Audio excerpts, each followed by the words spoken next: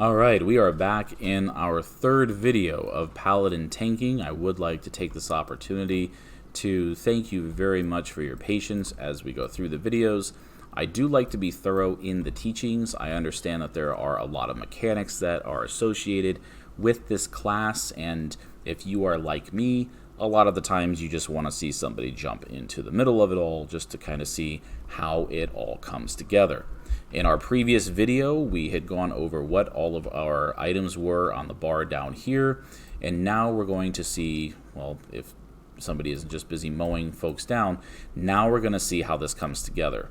I do want to point out that this character being a ranged, it is very important to note that if I was to throw something at this character or to open up with a taunt, 9 times out of 10 that character is just going to stand back there and shoot at me. Now, we've gone over what interrupts I have. I could disorient by the blinding light. I could rebuke, but it is up close and personal range, or I could stun that target. So what we're going to do is we're going to focus on how to get a ranged target to close in. I can either pull that target with my Avenger's Shield, which can silence the target only if the target is casting. I can throw my Judgment at the target, or I can open it up here with a Hand of Reckoning. Excuse me. So, because my Avenger's Shield can be used as a ranged interrupt, think about this. Don't waste your potential ranged interrupt on your initial pull. Get his attention elsewhere. So I'm going to throw the hammer at him. See if I can actually get him to cast, because of course, like taking your card of the mechanic, you'll notice he's throwing a water bolt. As he does it, throw your Avenger's Shield at him. You'll notice what that does. That interrupted him. That interrupted his casting, and it caused him to come in. The rebuke, that was pretty. I'm going to go ahead and get rid of this elemental. At least make the attempt to. And see if I can't get her to one more time. We're going to simulate how we're going to pull when she is ranged. So she's going to come and run. And if she weren't all the way to close her distance, just sit back there, throw your Avenger's Shield. Voila. There is your ranged interrupt. That looked like that hurt just a smidge. So, again, ranged interrupt is amazing for the Avenger's Shield. Now, if you are in prolonged fights, of course, you're going to still want to continually use your Avenger's Shield. Now, these two don't look like they're ranged. Looks like she's just out walking her dog, and we're just going to let her know, hey, I stepped in poo back here, I think it's yours, and we're going to throw that shield. You'll notice with the shield, it only hit her. It didn't hit the dog. Why is that? Because the dog target was actually not close enough to her for the Avenger's Shield to hit. Now that the dog target is fairly close to her, we can see what happens when I throw the shield. It hits the both of them. But you'll notice it does not put you into the auto attack phase. We can throw it again, and then we can use that Hammer of the Righteous. You'll notice the Hammer of the Righteous was only single targeted towards her because I have not done what? I've not yet thrown down the Consecration. So we're going to get rid of the puppy here, we're going to neuter him, and then we're going to go with the example now of Hammer of the Righteous while they're in their Consecrate, so you can see it hit both. You'll notice both targets are, well, this will actually work very well. I'm going to get them too. It hits them. We're just going to stand here for a second because we can take it, and I'm going to show you how the Avenger's Shield will hit all 4. You've generated threat on all of them. That's beautiful. We're going to throw the Consecration down, and as I do the Hammer of the Righteous, you'll notice it's hitting all of them.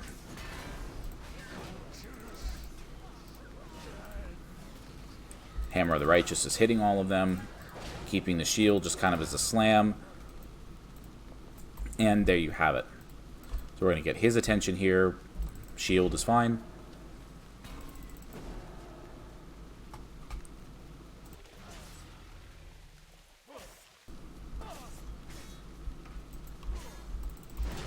You can just hit him with the Shield of the Righteous.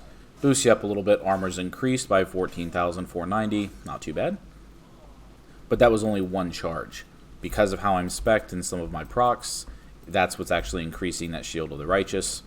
So if I was to get this guy's attention down here, just throw the Judgment at him, throw a shield at him, smash him up. Single targets like that, you don't necessarily have to worry about the Consecrate, especially if you're trying to not get every mob in existence. But let's say you wanted to get quite a few folks into you. You're going to have casters, you may have melee. So let's see how we could get this to work.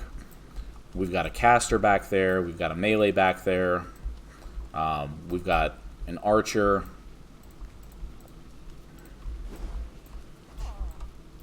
So let's see how we can get all three of them to close distance. The caster you can interrupt and bring him into the range of the two crossbowmen. Obviously, because you have multiple targets, you're standing on your Consecrate, you're bringing more in, you're opening up with that Shield of the Righteous, hitting him. And the rotation really can be whatever you want it to be, just so long as you make sure your Consecrate is down on multiple targets. Your Hammer of the Righteous is swinging when you can. You can conserve your Avenger's Shield, as an example. I can throw it at both. But let's say that I want to conserve my Avenger's Shield as an interrupt. Now, if he hadn't died, as an example, or let's say that you're on a boss fight, your Avenger's Shield will function as an interrupt. So, yes, it's cool to use, but try to use it and coincide with the cooldown of your Rebuke, since this is a free interrupt to use. So we're going to interrupt here. You'll notice my mastery, because I'm using my shield, the effects of my next Shield of the Righteous are increased. And you'll notice how I'm pulling those targets. I'm using the Avenger's Shield, and then I'm using that Shield of the Righteous to boost the effectiveness of my Shield of the Righteous by that 20%. And because it's single target, I'm getting better damage out of my Judgment, my Shield, my Avengers, as opposed to just the Hammer of the Righteous, which is just straight damage. So these three are really what I'm using primarily on single targets. So let's see, the Marshal out there, when he gets in range, then I'll hit him with the shield, because now the Shield of the Righteous was boosted. Obviously, it doesn't really make too much sense to open up on an Avenger's Shield pull, because let's say you just want to do a single target pull. Well, if he's walking near a group of other mobs, you have two options for single target. You can either open up with a Judgment, or do what I like to do, a taunt pull. But you'll notice the taunt is down. When the taunt dissipates, threat is fair game. What that means, if you had a healer sitting back there and just put a flash heal on you or a renew, as soon as that taunt is over, if you have made no efforts to gain threat with this target, that target would instead be running over there towards your healer. So we're going to get some Hammer of Justice goodness going on. You'll notice that he's got a few seconds. We'll just say something bad about his mother. Obviously, since he's doing an ability that's a non-casting ability, it cannot be interrupted by the Rebuke. This is actually where your Blinding Light comes in handy, because it's not all the time that the ability is a casting ability to interrupt, as much as it's like a debilitating shout or something else. So we're just going to pull all these guys in, and we're going to activate. There we go. It was like how they're all just kind of running around. And yes, it's a 1.5-minute cooldown, but it is cool nonetheless of being able to just send them all doing their own little thing, while still maintaining a Rebuke for if you did have a caster in that pull. So again, your Blinding Light's going to disorient anyone and everything, including your non-casters. But it does help give you an interrupt when you pull a lot of guys in, or for that matter, if you happen to be taking a considerable amount of damage and the healer needs just a few seconds to get things in line, you could just activate that blinding light, and you could get that person ready to rock and roll. You don't have to touch them, you just activate the blinding light. Everyone is disoriented for a few seconds. Your healer catches up, and you're all topped back off. So I'm going to show you a couple more combat sequences, again, just how this really comes together. I opened up with that. Now I only have my rebuke, which is fine.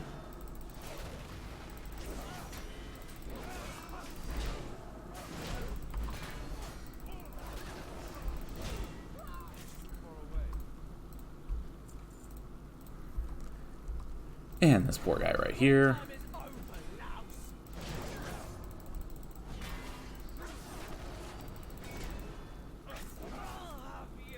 Beautiful. So that kind of just gives you an idea of how you can use several of those, your normal rotation type abilities. That didn't really give a good demonstration of damage mitigation per se, because obviously I'm floating around with a 442 eye level in pre-patch 8.3. So that does make it a little harder to damage me from conventional bad guys, but it doesn't mean that I couldn't potentially pick a fight with potentially some elites somewhere. Like he looks like he might be a lot of fun, just to kind of show you a little bit more on the damage mitigation side. So we're going to come down here to the monolithic stone, say something bad about his mother, but let's get this a little interesting here, and let's go ahead and pull just a couple more, because we want to get an example to the damage here. So we're going to stand here, non-auto attack, and they're going to do some damage, I'm sure.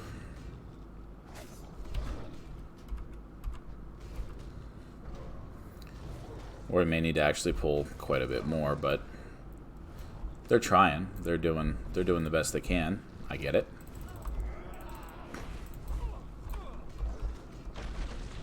There we go. Now we're starting to look like we're taking some damage here.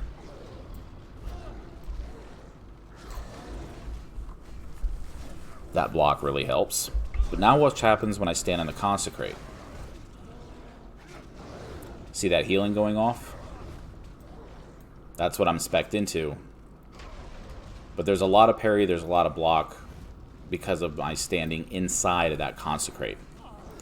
So an option I have at this point, if I was to start taking a considerable amount of damage, which I will definitely make sure we get over to a spot where I'm getting absolutely pummeled, is I could always just use this Light of the Protector, which will bring me straight up. So we'll go ahead and just take these guys down real fast, with our sole target being on the big dude because, well, he's the big guy.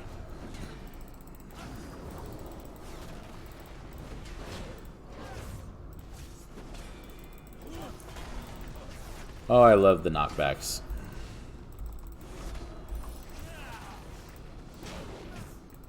One of the little trinkets I have, which I absolutely love, is actually this Jess's Howler right here. It increases all the versatility, about 1,400 versatility for 12 seconds, split among you and 4 nearby allies. That's great to all of a sudden just get a nice boost of a few hundred versatility, especially if you're in a pretty thick heat of the moment and you just need raw damage mitigation or just some raw stats to help keep yourself alive in a fight. So even though as a tank, it does take a little bit to kill a mob. Again, we're not designed to sit there and do a significant amount of damage as opposed to a DPS. We're just supposed to take the damage. That's pretty easy there. We're just supposed to take that kind of damage. Stand there and, take that. So actually what I'm going to do is I'm going to fly over to Shrine of the Storm, and I'm going to put the dungeon difficulty on Heroic, and just kind of show you a little bit of the mitigation, when to use your self-heal, how to use that self-heal, how we would use that Ardent Defender, and of course the Avenging Wrath. I don't want to set this on normal because it would really take 20 years to kill me. Heroic, at least with a large enough pull, will at least give a more realistic idea of what to expect as your health is rapidly deteriorating while getting beat on in an instance. So we're going to fly into the shrine here.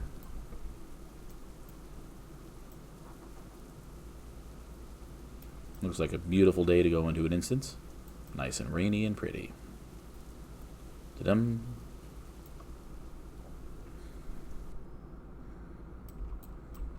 All right. So we talked earlier about line of sight pulls. This is actually a good example. We've got a total of 6. Yeah, it looks like 6 of the non-elite initiates, and then we also have an elite that is patrolling here. Obviously, if I pull 1, all of them come. But to give you an example of how we use our consecrate in line of sight is you can open up the pull either with your Avenger's Shield on, it's not going to hit every target, of course, or you could even just do a Hand of Reckoning or a Judgment pull on one of them. The nice thing with that is you're going to bring them in because you're going to break line of sight, but you're going to use your consecrate to help establish threat the moment they come around the corner. This is why this is important. As a tank, if I only target and hit 4 out of the 6, the other 2 will immediately be staying back there and shooting at the caster. Now I say shooting because if I'm just going to sit there and try to throw something at the 4 of them and stay back here and hope they close distance, I don't have 6 interrupts to bring them in. So the trick would be to obviously line of sight them. When I line of sight the targets, as an example, and bring them all in, I can just come around the corner and I can lay down that consecrate. Now what's going to happen when they come around the corner at me, they're going to run through that consecrate. And as they do, well, it's going to generate threat. So now you'll notice that we've got everybody on us. You're going to do that Hammer of the Righteous, and here's where that Paladin DPS begins to really rock and roll.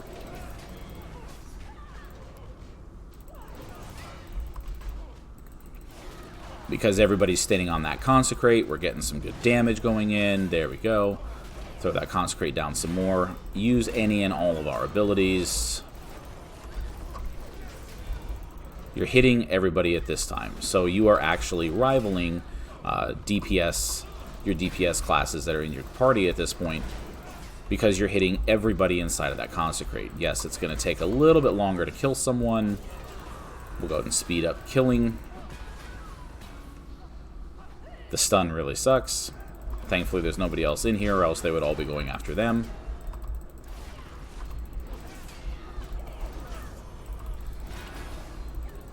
The shield is also especially handy if you have targets that are running away.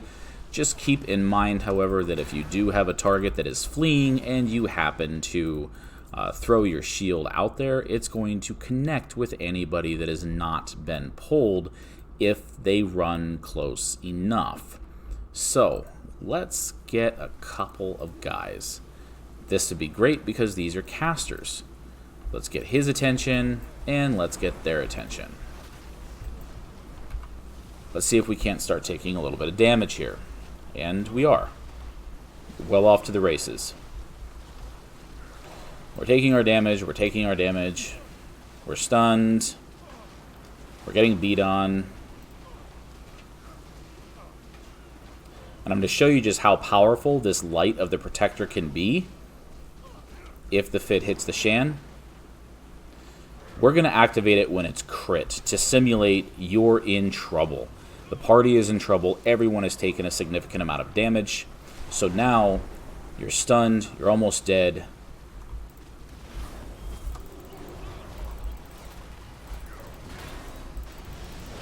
You're going to activate that damage mitigation, and now watch this. You're still in the same level of combat with them. You got 70% damage mitigation. Your Light of the Protector has been recharged.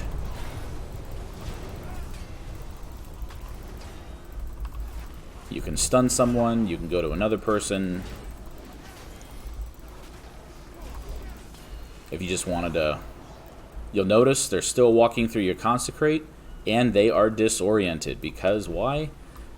Non-holy damage is the only thing that breaks it. So we have an interrupt there, we have an interrupt here.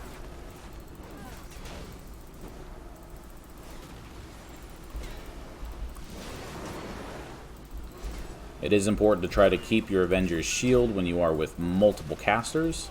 It is important to keep the Avenger's Shield up so you can use it as an interrupt, if in the event the rebuke is down. Like so. DPS will finish them off, do their job, hopefully they're doing it well. And there you go. So what we've done there is we've demonstrated just how much power that Light of the Protector with your Avenging Wrath could yield. It's incredible. It's almost as if you're getting a free lay on hands. But then we also demonstrated we are coming back from the dead. We have not only healed a very large percentage of our health, but now we are pumped up, ready to rock and roll with 70% damage mitigation for that 7 seconds, which by that time, the Light of the Protector, this is almost completely burned down, so you have another use for it. So we have come back from the dead, Avenging Wrath, Light of the Protector. We are mitigating 70% of our damage through these two elements here. We are regaining a ton of threat right here and putting out a lot of damage because we have a 20% increase to our damage. We also have a 20% increase to our healing, but our healer, whom we are hopefully in good communication with, knows you don't have to heal me for the next few seconds because I've got this. Bring the party up. Then if you are still taking more damage, you can just pop the Light of the Protector again. And you've really just controlled the flow of battle there for roughly that 10 to 12 seconds, keeping yourself alive without the healer even touching you. Of course, you still have your lay on hands if you're just taking so much damage you can't get through it, and you always have the I win button here. But again, keep in mind, if you pop your I win button, you cannot use lay on hands even on yourself for 30 seconds. So time this right, ladies and gentlemen. You're going to pop your Divine Shield to get yourself out of harm's way for 8 seconds. It may be a good enough time to try to do your Light of the Protector and a couple of self-flash heals. At least something long enough to keep yourself going. One of the Paladin mistakes that I had seen, one of our fans submitted a video and had asked for a critique, and it was just a simple error, but I wanted to point this out because it's a common error that I've seen in several dozen Paladin tank videos. I've seen Paladin tanks use the Avenging Wrath, Ardent Defender, Guardian of the Ancient Kings, and their Divine Shield. Why? You're talking about 70% mitigation for 8 seconds. Then you're talking about complete invulnerability for an additional 8 seconds. If you time this right, you could be an unstoppable tanking machine for 16 seconds, holding threat on everyone. All healing to you is increased by 20%, but your healer doesn't have to touch you for roughly that 20 seconds because you have popped Avenging Wrath, you have popped damage mitigation, you brought yourself back a little bit from the dead, and then when those drop, you can then pop your Divine Shield. You're giving yourself 16 seconds worth of damn near invulnerable power. So think about that, because by the time your 16 seconds wears down with your Divine Shield and your 70% mitigation here, your Light of the Protector is up again. So there's a lot of self-healing and there's a lot of mitigating capabilities right there. So again, just want to point that out, that if you are in good communication with your healer, it is a good idea to let them know you're about to go invulnerable so they can switch healing onto another party member and help bring them up. That also allows you, for the duration of that 16 seconds, since all holy damage is increased by 20%, that also allows you to stop your physical attacks on the target and use that shift hotkey or whatever hotkey you have set up on your focus to throw a heal.